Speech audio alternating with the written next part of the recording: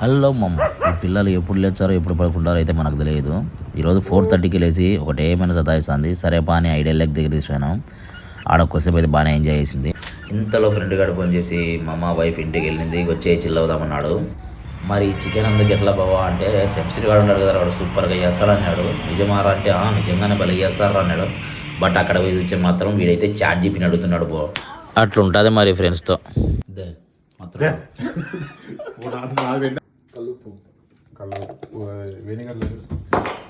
చూసారా, చికెన్లోకి వెనిగర్ కావాలంట. ఇంక చాట్ జీబీ ఏం చెప్పిందో వీడియో వచ్చాడో. మొత్తానికి అయితే స్టార్ట్ చేసాము. సరలేరా ఆనియన్స్ కట్ చేయాలంటే 8 ఆనియన్స్ కట్ చేస్తున్నాడు. ఏం రా అంటే చాట్ జీబీ చెప్పిందంట. నీ చాట్ జీబీ తగలయ్యా అనుకొని ఒక ఆనియన్ వేసి అయితే ఉడకబెట్టాము. బాగా ఉడుకుతుంది చూడండి.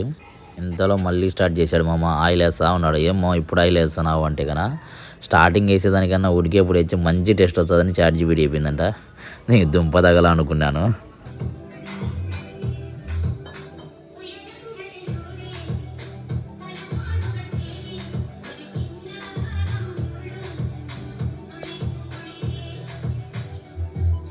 రెడీ అయిందంటే ఇప్పుడు తిన్నానికి వెళ్ళాం బ్రో. కానీ ఇప్పుడు ఏందో దంచుతాను ఎటు చూసాము. ఏం దంచుతున్నాం మామ అని అడిగితే కన్నా అల్లం వెల్లుల్లి పేస్ట్ చేయకుండా చికెన్ చేసినాడు మొత్తానికైతే. ఫ్రెండ్ విరా వాడేం చేస్తాడులే పాపం, చాట్ జీబీ చెప్పలేదంట. మొత్తానికైతే చికెన్ రెడీ చేసాం బ్రో సక్సెస్ఫుల్గా. అలా తింటూ టేస్ట్ కూడా సూపర్గా ఉంది. అలా తింటూ అయితే డే మొత్తం ఎంజాయ్ చేసాము. బ్రహ్మచారి సినిమా పెట్టుకొని చూస్తూ.